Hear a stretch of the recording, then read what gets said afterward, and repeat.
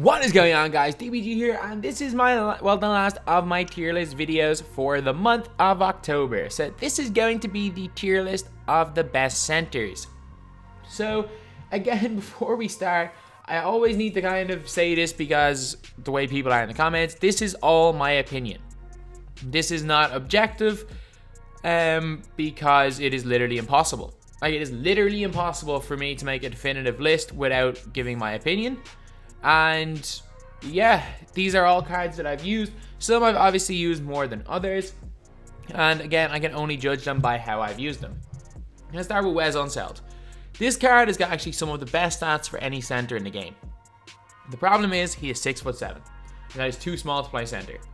Stats are brilliant. Stats can only get you so far. It's not even like previous years where you used to be able to hide Wes Unseld by playing him a power forward, sometimes even a small forward. This year you can't do that. So now we're on to Dave Cowens. Again, Dave Cowens was a demigod last year. And when I say demigod, I mean demigod. Like, base 11, unbelievable handles. He had post game, he could shoot the three. You could put goal limitless on him. He was fantastic. The problem with Dave Cowens this year is his stats are underwhelming. 91 offense, 91 defense overall for a 6'9" center. Look, I'm going to have to put him in C tier, because he's just not very good. But straight up, I just did not find him to be very good. Whereas Unseld has some redeeming qualities, like he's actually really good. Cowens wasn't good. We got an unbelievably OP Dave Cowens in 18, and a really OP Dave Cowens in 19 as well. And then the 20 Dave Cowens is just really disappointing. Ben Wallace, surprisingly enough, normally in 2K, I hate Ben Wallace. I'm actually putting him up in B tier, and the reason for that is he's got Hall of Fame Intimidator, which is a massive, massive badge for big men. And he's also got the Hall of Fame Defensive Leader. So every player on the floor gets a +4 in defense when he's on the floor. And also you can see the percentage chance of your opponent hitting shots. I don't know how beneficial that actually is, that percentage. I don't really use it much, but if you do if you have a way of using it, it is actually good to have. But +4 to all stats defensively is huge. Alonzo Mourning is going... I'm going to put Alonzo Mourning into C tier as well.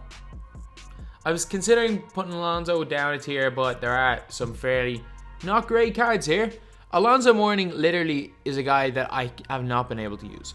Obviously, I didn't go for him on my own account, but I've used him plenty of times on other people's accounts. Because so many people grinding for him straight away. I really don't like this card. Can't shoot the ball, slow release, post game. He's really undersized center, 6'10", feels slow and clunky. It's not a great card. Bob Mcadoo is going up into A tier. Really nice defender, really versatile, really fast for a big man. He can play at the power forward position as well. While you could argue definitely that Ben Wallace is the better defensive card, which he obviously is, I think Mcadoo brings that little bit on offense that Wallace doesn't, so he's going there. David Robinson, is there even a question about where he's going? He is going right up into S tier. Patrick Ewing is...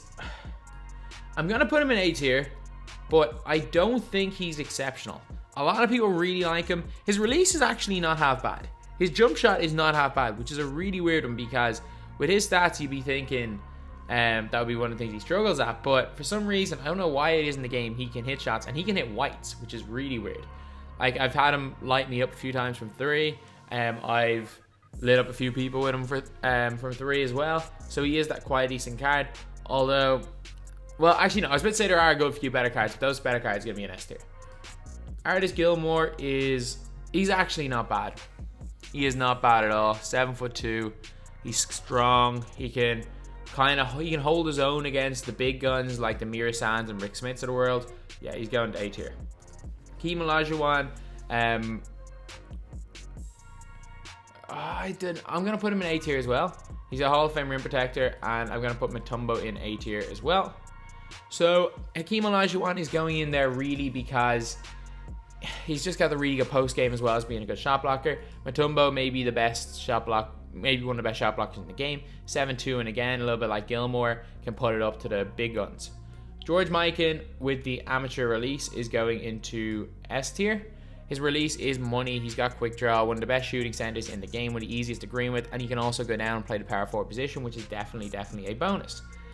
Pau Gasol is going into C tier. A lot of people really like this guy. I've used him a few times. I've struggled shooting with him. He's not the best rim protector. He's not the best rebounder, so I'm going to have to put him there. DeAndre Jordan. This is a card that a load of people love, and I just don't get it. I've used him plenty. He's really kind of... I'll put him in C. Because he's actually destroyed me once before. But he's just kind of like a worse Ben Wallace. He's athletic, sure, but there's a lot of athletic centers you can use, and I'd much rather use a really tall center instead. Robert Parish is going to go into B tier. Robert Parish, he's quite tall, decent post game, and not a bad defender. Magic Johnson's a really weird one, and this guy could literally be put anywhere. You could argue that you can 5-out cheese with him and put him up into, like, I don't know, not really S tier. You could put him into A tier, or you could argue that he just is a terrible out-and-out center and put him into C tier. I'm going to put him bang smack in the middle because it's really hard to judge him because he is a point guard with center position. Bill Russell feels like a slightly worse DeAndre Jordan. He is going into C tier. Anthony Davis is absolutely terrible, in my opinion. He's going into D tier. Along with a lot of these current players, Anthony Davis is absolutely woeful.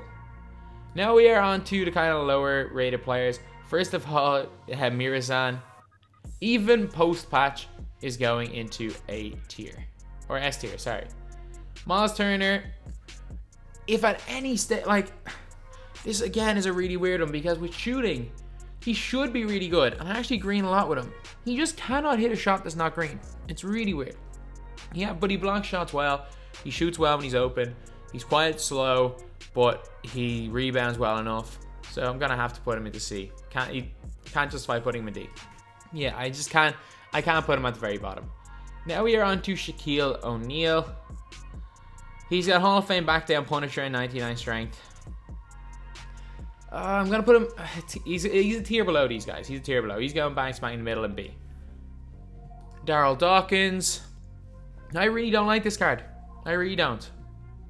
I like playing against him. I like when people run him. I'm putting him into D tier. Yeah, definitely there. Hartenstein's a weird one. I actually do really like this card. This is going to be the controversial pick of all of these, but I'm going to put Isaiah Hartenstein into A tier. The reason for that is that he's got like the extendo arms like Mo Bamba. Obviously, this is when he's upgraded to a Sapphire, but he blocks shots so well.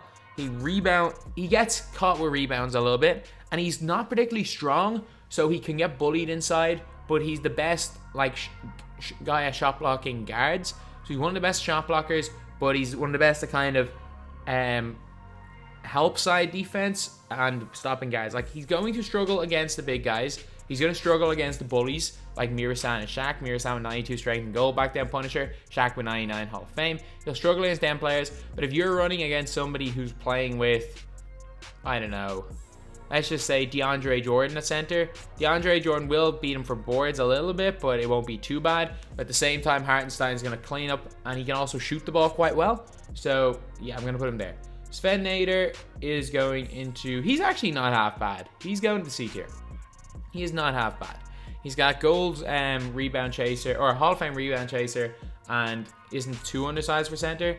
LaFrance, if jump shooting was like, if it wasn't the green everything meta, and I'm going to turn off my shot meter to hopefully combat that, LaFrance will be up in S tier, because his release is the same as other years, and there's not that many super centers right now. But I'm going to have to put him in C tier.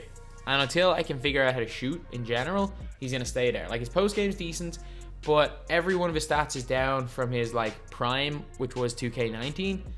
Actually, no, his prime is 2K18 with that gold card, which was ridiculous. But all of his stats are down from 2K19, so yeah, C tier is where he belongs this year, which is unfortunate, but it's true. He doesn't belong any higher than that. Sean Bradley, 7'6" center, really good shot blocker and glitchy inside, A tier.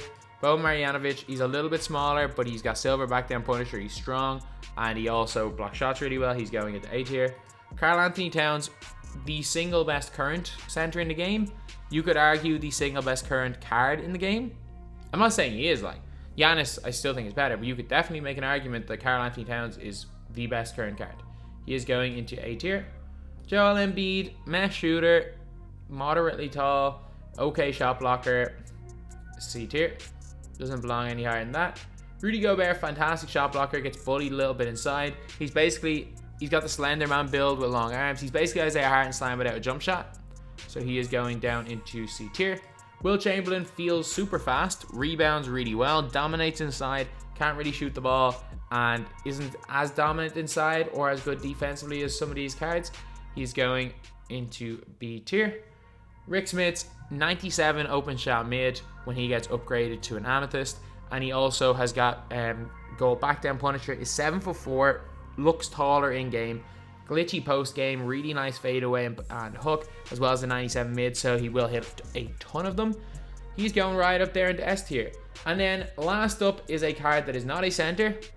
But the reason I'm putting him in is I forgot to use him in my power forward tier list. He would have been S tier in my power forward tier list, and he can also play center, so I'm going to put him in some tier list. Serge Ibaka is going into S tier. So anyway, yeah, that is the video. I know a couple of these are controversial, and I know people are going to argue, how do you have 3 emeralds in A tier? One, I really like Hartenstein's release, and are you really going to argue against having Marjanovic or Sean Bradley? Have you played 2K20? You guys know it's the big man meta. And anyway, yeah, that is the video. Thank you guys for watching. Please like, comment, and subscribe.